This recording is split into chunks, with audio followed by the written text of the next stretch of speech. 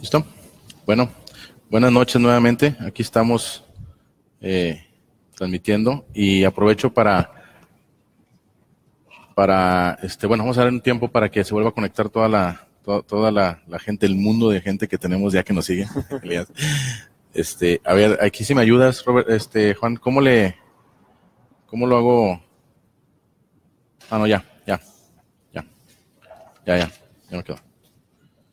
Vamos a dar un poquito para que se sigan sumando, Elías, ahí a la gente para que... De hecho, la transmisión, la mayoría decía que sí estaba bien, nada más 3 eran los que decían que no se veía. Pero, ¿qué te parece el set? Mira, ya Está bueno. Ya lo estamos mejorando. Ay, sí, ahí le vamos a dar una dinámica diferente y vamos a traer después pantallita y todo eso. Sí. Fíjate que el objetivo es que el programa pues crezca en audiencia. Y mucha gente a lo mejor no lo sigue en vivo al principio, pero después ya en el video los empieza a ver. A nosotros nos pasa eso hacemos muchas transmisiones en vivo ahora con todo lo que estamos haciendo en la calle y todos los eventos, y sí tenemos bastante impacto, ¿eh? Es muy bueno esto del... Pues haz de cuenta que tienes tu televisor en la mano. Sí, así es. Entonces, pues ahí están, mira, ya Pepe Rebollo dice que ya se vio. Pues nomás han enlazado 2, ¿verdad? 10. ¿10? Ah, bueno. Entonces, le damos ya. Ay, qué lindo.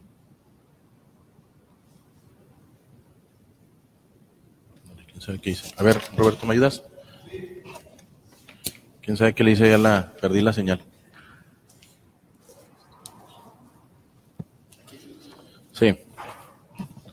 Elías Agüero con nosotros. ¿Cómo estás, Elías? Bien, gracias, bienvenido. Buenas noches.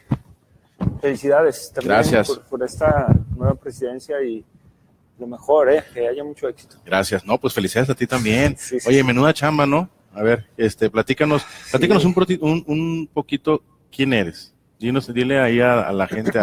Nos ven colegiados, nos ve gente Saludos. que no necesariamente está en el gremio, pero nos sigue ahí gente diversa. Pero me gustaría que nos dieras una semblanza de lo que eres. Así brevemente, yo soy egresado del TEC de Monterrey, de licenciatura en la Administración de Empresas.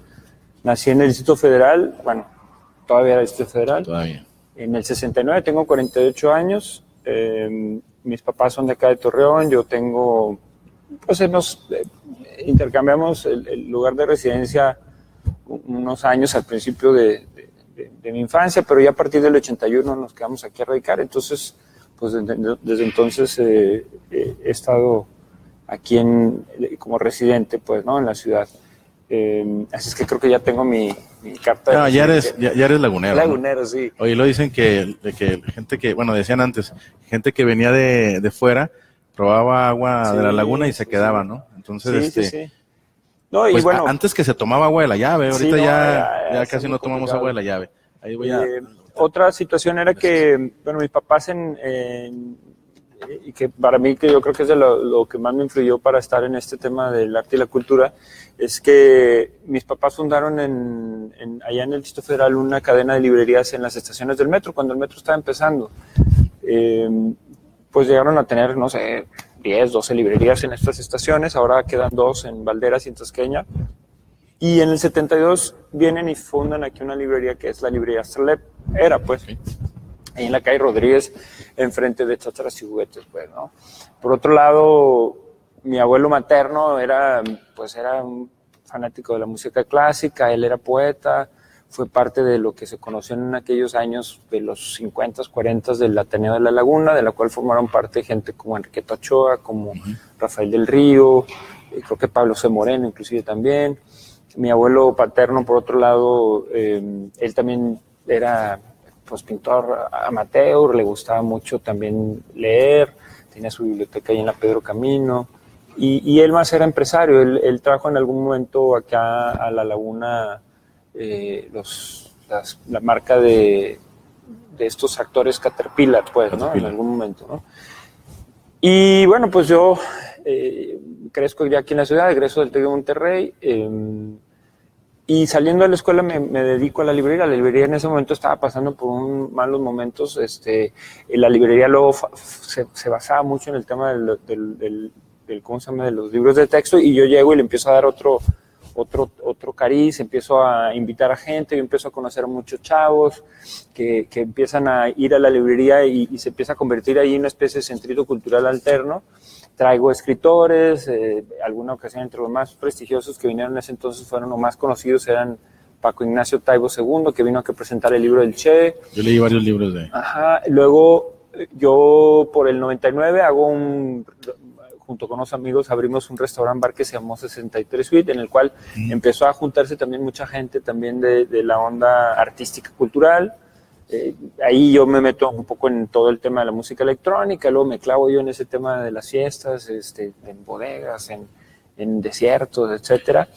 Y para el 2002 me invitan a trabajar sigo también con la librería, hago un intento de irme al Distrito Federal como a meterme en eso de la música y por alguna situación regreso y me invitan a trabajar en el archivo municipal, que está ahí en la cuña entre Matamoros y Morelos, y ahí pues de alguna manera el equipo que trabajó conmigo, que tengo que decir que la mayoría eran sindicalizados, y hicimos un muy buen equipo. Se estaba aprobando el primer reglamento de transparencia para la ciudad, y pues de ahí nos colgamos para generar un poquito más de presupuesto para el archivo, porque al final del día, si no tenemos nuestros archivos, nuestros documentos bien organizados, es bien difícil acceder a ellos, ¿no? Yo lo estoy viviendo ahora con esta entrega y recepción que vivimos.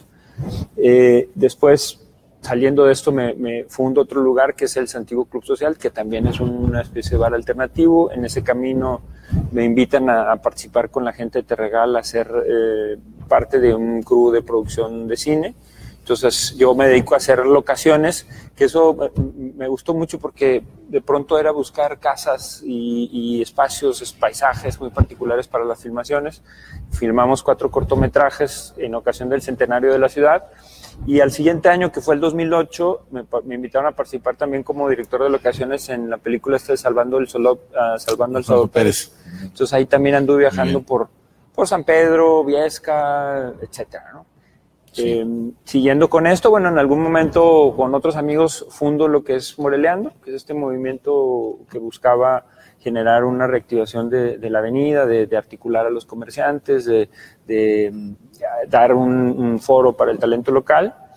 Al año siguiente de que formamos Moreleando, que eso fue en noviembre de 2012, junto con otros amigos de ahí de la zona, fundamos lo que se llamó, o lo que se llama ahora Distrito Colón, una asociación de 11 restaurantes y bares junto con Moreleando. Y bueno, pues ahora en este año me invita el licenciado Cermeño a participar en su administración con ahora sí en la cartera de cultura, ¿no? ¿Por qué crees que a las direcciones o a los institutos que tienen que ver con la cultura se les dé tan poco recurso? Bueno, pues yo creo que... Hablando de recurso económico, ¿por qué crees que sacrifiquemos la cultura si es sumamente importante? Yo creo que porque a veces nos hace falta quizás pensar un poquito más en el largo plazo, pues, ¿no? Apostar a la cultura luego se ve como un gasto, más que como una inversión, pues, ¿no? Y hay que pensar aquí en la cultura como el concepto amplio, no solamente la cultura como artes visuales, la música, etcétera, ¿no?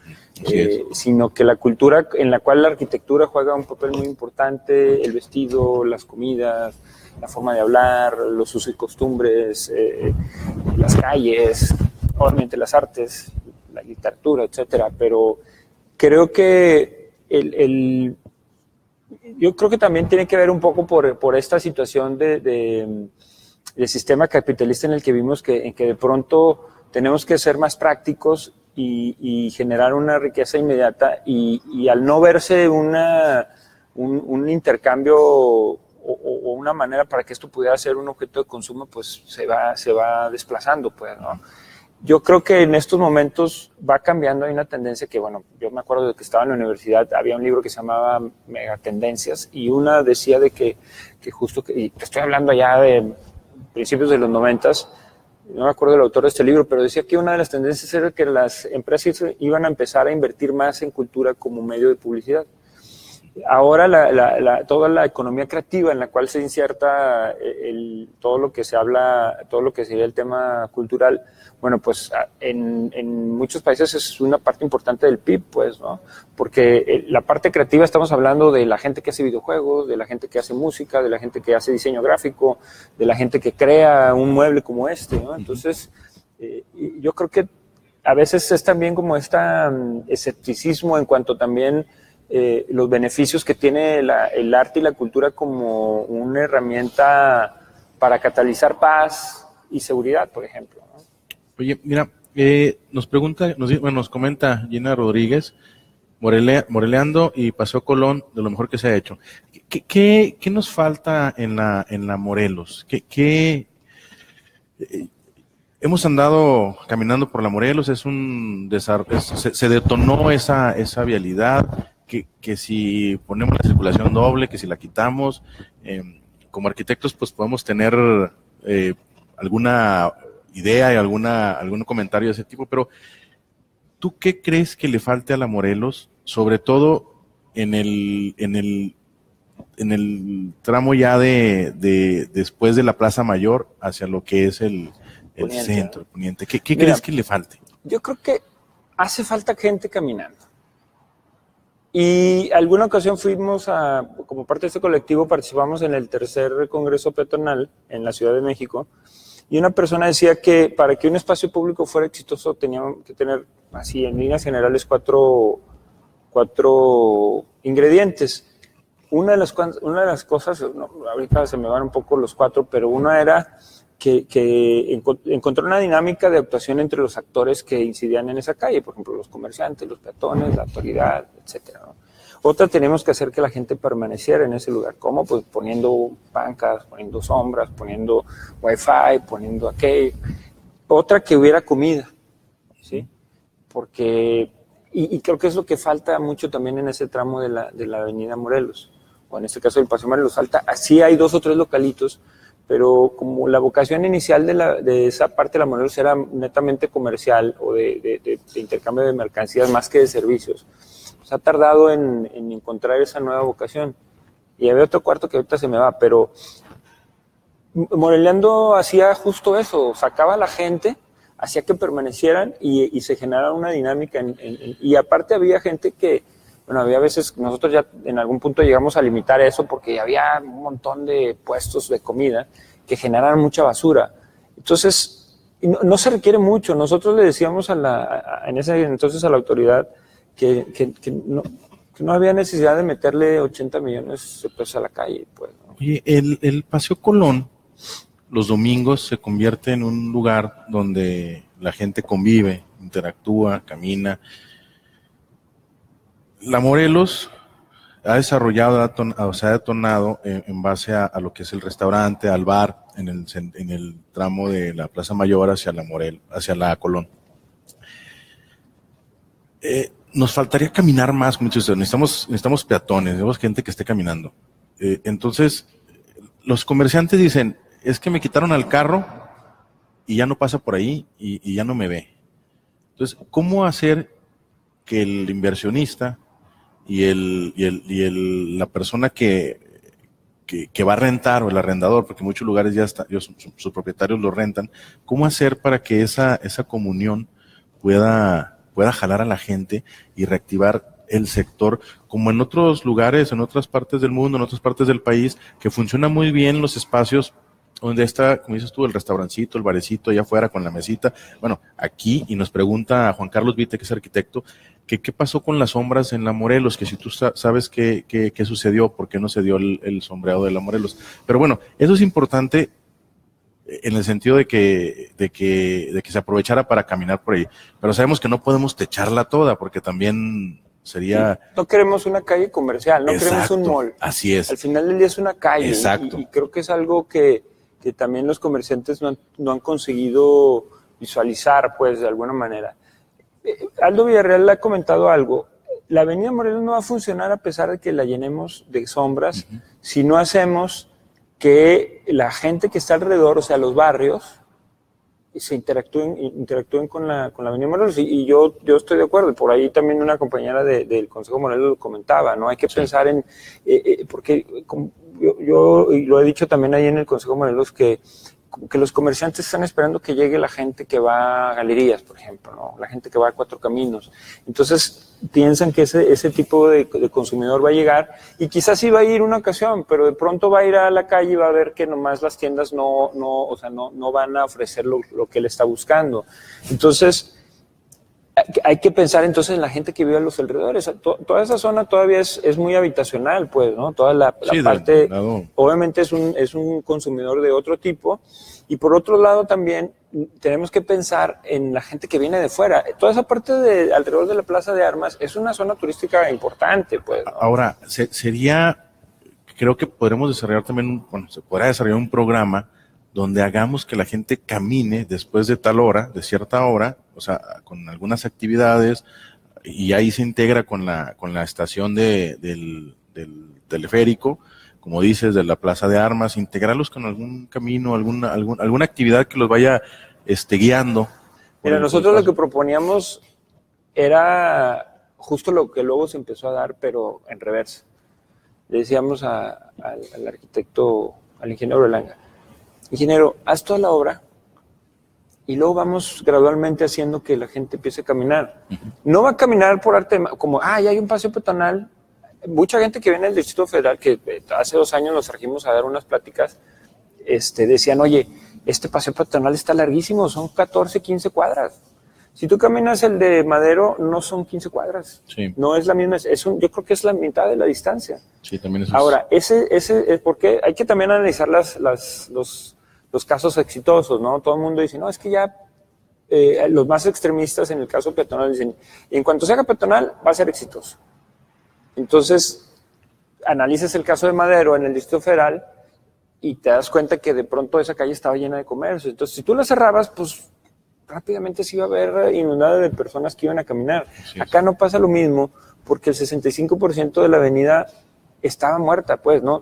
Había locales sucios, locales abandonados, y los que estaban abiertos apenas estaban sobreviviendo, no tenían ofertas. Entonces aquí justo lo que tenemos que hacer es encontrar y es algo que queremos hacer nosotros ahora con esta iniciativa que empezamos desde el Instituto Municipal de Cultura, que se llama Ruta Poniente, en la cual buscamos generar desde la Leona Vicario, que es una callecita después de la Plaza Mayor, sí, hasta la Plaza de Armas, e inclusive queremos ver si podemos llegar a donde está el Museo del Algodón, donde está también el cerrito que se arregló en algún punto, y en coordinación con otras áreas del municipio, de pronto que vaya, por ejemplo, no sé, atención ciudadana.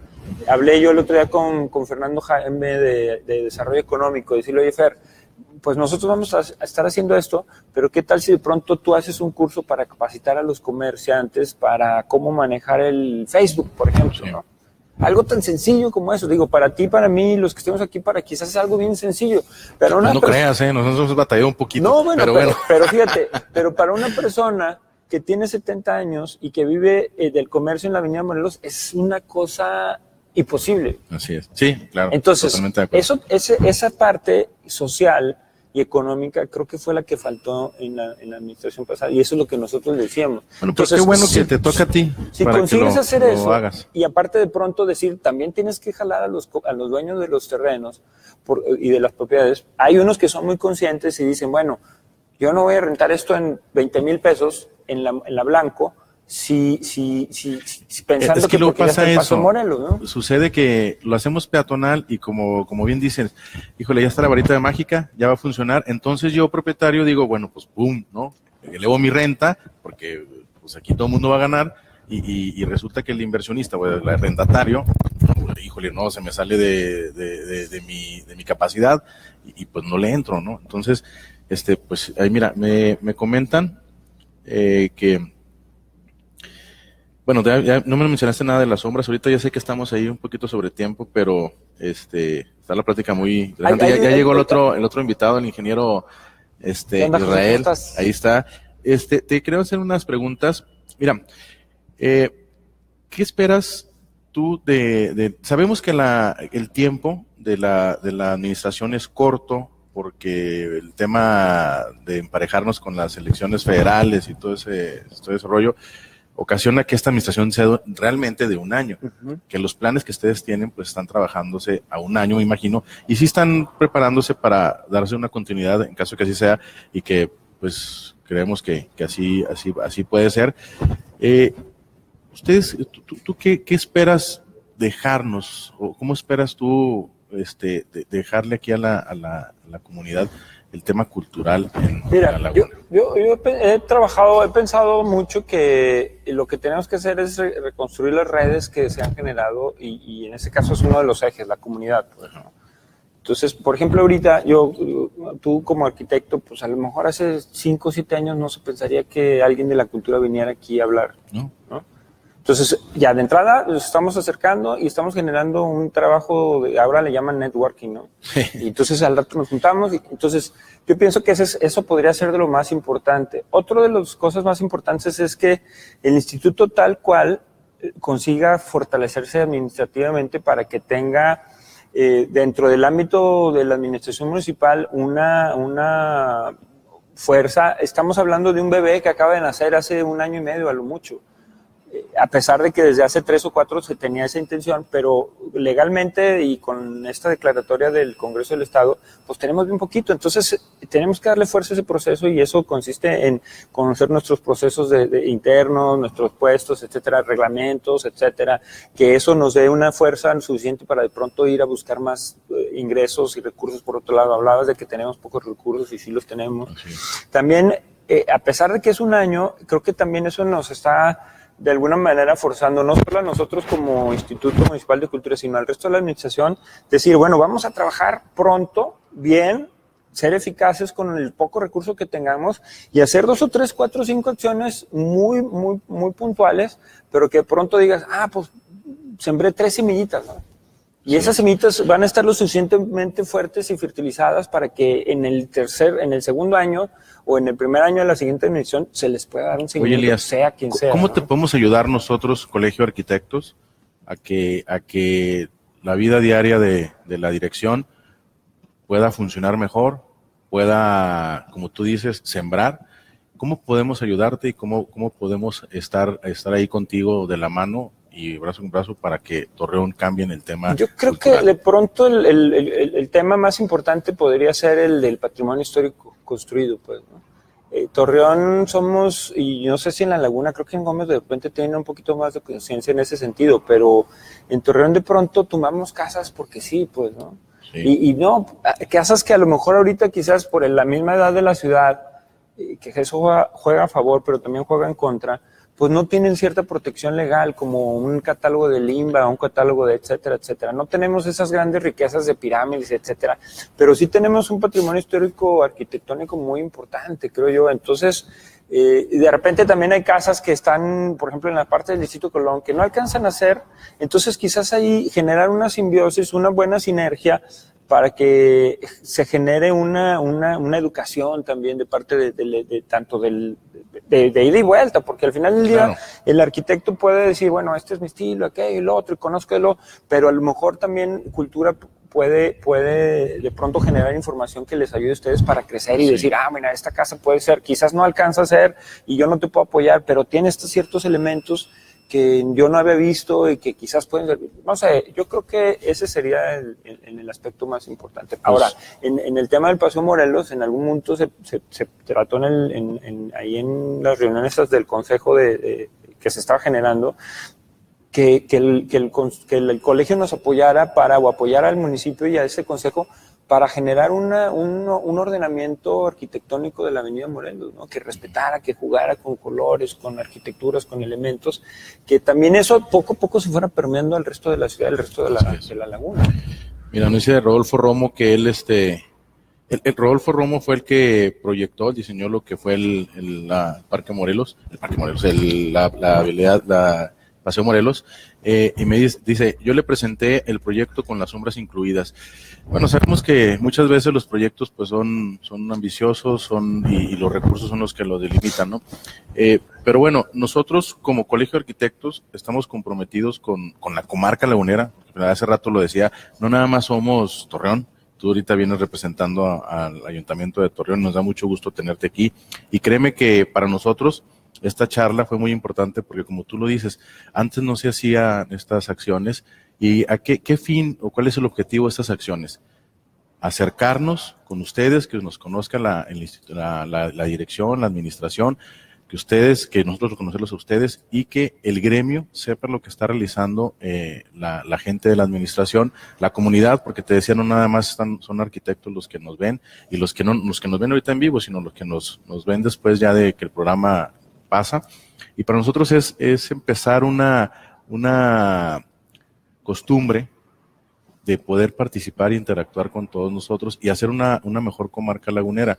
Y pues de antemano sabemos que el Instituto de Cultura pues debe ser fundamental, y yo te decía, o sea, tú lo comentabas, debe ser una inversión el poder destinarle recursos. Quizás no los tengan, porque obviamente hay prioridades también muy marcadas dentro de las administraciones, ¿no? Muy drásticas, y es un país que está... Mundo, exacto. Está canijo dejar sin comida a la gente. Exacto, para darle a un, cultura, no sé, a un escultor. Entonces, pero es donde nosotros como colegio, con estos foros, con estas creaciones que estamos haciendo, podemos pues introducirnos en la sociedad y decirles, aquí está, ¿verdad? Aquí está lo que se está haciendo, esto es lo que se necesita, y a lo mejor alguien escucha y igual y dice, pues yo también, ¿verdad? Aquí levanto la mano y participo. Entonces, pues me da mucho gusto haberte recibido, Elías. Y a las órdenes, igual después vamos tratando otros temas sí, claro, más puntuales y de pronto, bueno, pues también dispuesto a colaborar en lo que sea ahí con ustedes a través del instituto. Vamos a hacer que seas un invitado ya de casa. Esta es tu casa, el Colegio de Arquitectos de la Comarca Lagunera. Me da mucho gusto que estás con nosotros y pues bueno, un placer. Muchas gracias. Vale, bien. Gracias, gracias. Bueno, compañeros, si gustan, no me gustaría que nos fuéramos porque luego se desconecta la gente. Vamos a bajar volumen, está muy alto. Bueno, vamos a leer algunos mensajes. Marta Rodríguez, saludos colegas. Nacho Canalizo, ya se conectó, saludos. Alejandro, la recuperación de la ciudad se puede medir en un antes y después de Moreleando. Correcto. Pues miren, al final son acciones que de alguna u otra forma, buenas o malas, pues o no malas, sino que a lo mejor carentes de, pues están ahí y detonan algo económicamente. Ahorita vamos a recibir a nuestro buen amigo, el ingeniero Israel Arreola. Es el nuevo presidente del Colegio de Arquitectos, del Colegio de Ingenieros Civiles. ¿Cómo estás? Bien, aquí. Muchas gracias. Muchas gracias por invitarme. Estás en tu casa, que si hacemos una puerta aquí, ya estamos en la misma casa, ¿no? Ya estamos en pues una pared de 5 centímetros, es tabla roca, no sé qué será. ¿Va? Ya con eso nos divide. ¿Cómo estás? ¿Cómo te sientes ahora que eres presidente de los ingenieros civiles? Muy contento y con muchas ganas de trabajar y apoyar, ayudar, de enseñar. Te platico un poco de mi historia. Sí, platícanos cómo, primero, cuál es tu historia y cómo se da que vas a ser presidente, y te felicito por la toma de protesta. Muchas gracias. Platícanos. Bueno, estudié ingeniería civil en la Universidad Autónoma de Coahuila y me surgió al tercer año la inquietud de desarrollarlo. Uh-huh. Y eso es muy importante para los estudiantes o los jóvenes. Empezar como nosotros, ¿no? Los jóvenes como nosotros. Pues digo, los jóvenes más jóvenes. Los jóvenes más jóvenes.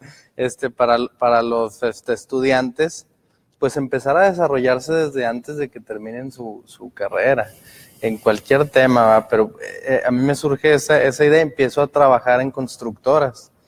Me gustó mucho las estructuras metálicas. Y me puse a estudiar y desde ya no sé hace cuántos años no he dejado de estudiar. Ese siempre ha sido mi Entonces estaba fuerte. actualizando constantemente. Actualización continua, constante. Que es algo que a veces el ingeniero, el arquitecto, le cuesta trabajo entender que tenemos que hacer, ¿verdad? Sí, de hecho debe de verse como la mejor inversión que puede existir. O sea, la inversión en los bienes inmuebles pues es muy buena, pero la mejor inversión que tú puedes hacer y que nadie te la puede quitar, pues es la inversión en el conocimiento, claro, en tu persona. Entonces, desde tercer año de ingeniería civil en la UAC, me empiezo a interesar mucho en las estructuras metálicas en el estudio y me clavo en eso.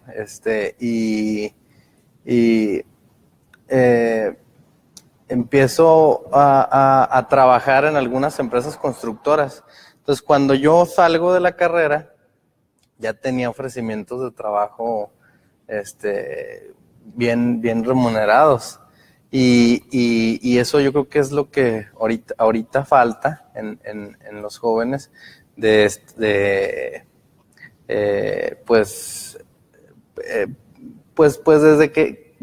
antes de salir de la carrera se desarrollen profesionalmente, que salen de la carrera y no pueden, no obtienen trabajo tan fácil. Entonces, siempre ha sido lo mismo. Estoy hablando hace más de 15 años, salgo yo y me ofrecen muchos trabajos.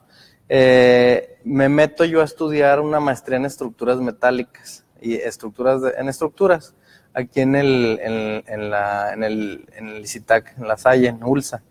Y termino esa maestría, sigo estudiando, sigo con congresos internacionales, nacionales, de diversos temas de ingeniería civil y quiero más. Entonces, me meto a estudiar otra maestría en diseño mecánico, que es en esfuerzos y deformaciones de los materiales, en la Universidad Autónoma de Coahuila, que su maestría de mecánica es muy, muy, muy buena.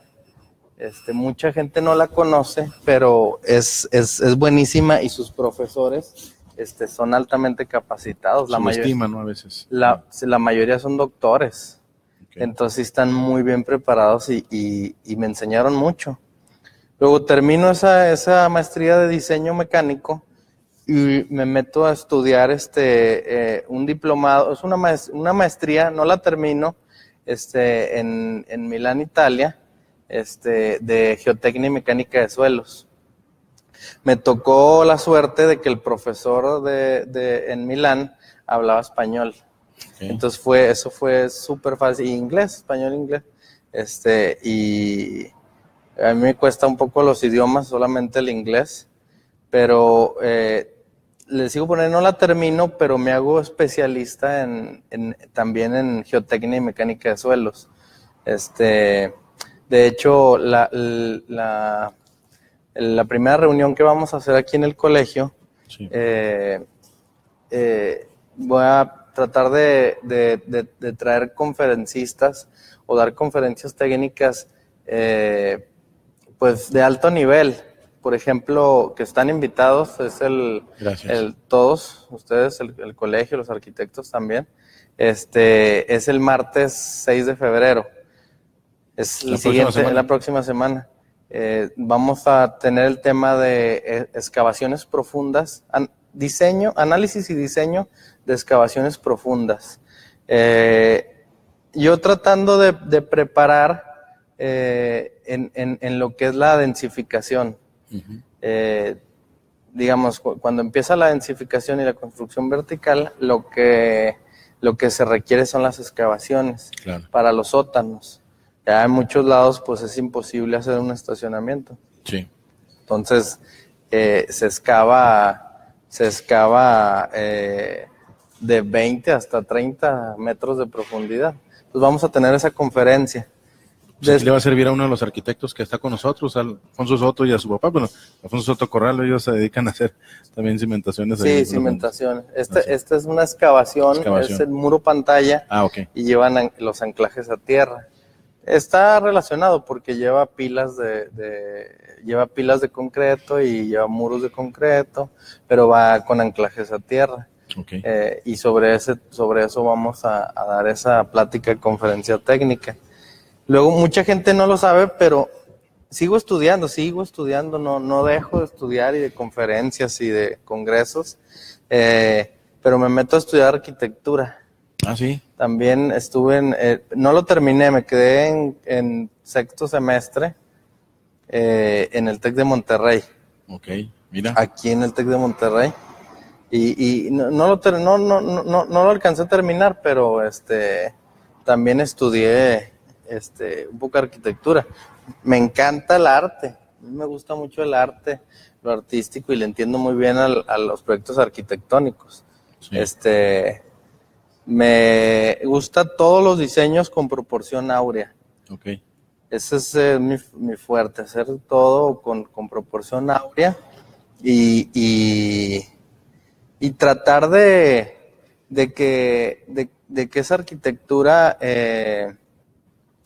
pues sea un diseño complejo, con ganas, no digamos rápido hago el proyecto y lo entrego en una semana, no, sino que el proyecto lleve sus proporciones correctas. Sí. A mí me gusta mucho el diseño de primero la forma y luego la función.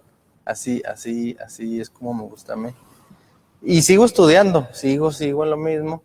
Y entonces pues ya llevo aquí en el colegio, no sé, aproximadamente unos 10 años y pues conozco a la mayoría, he dado pláticas técnicas y entonces pues me invitan ahí varios para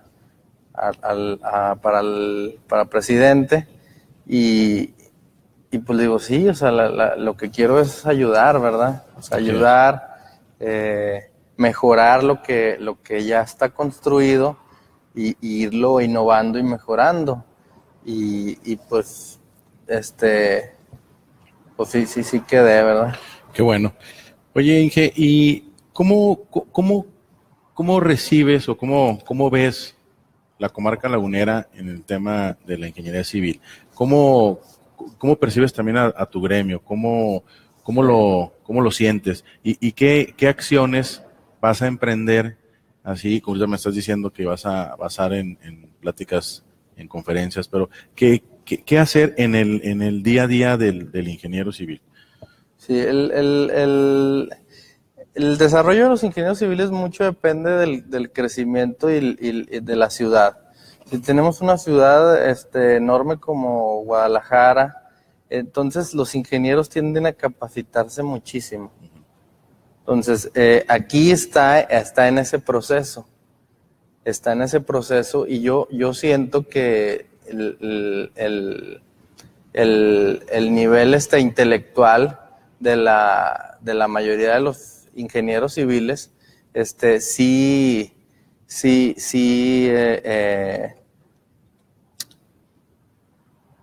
es posible para ellos rápidamente capacitarse para poder resolver problemas muchísimo más complejos como ingenieros.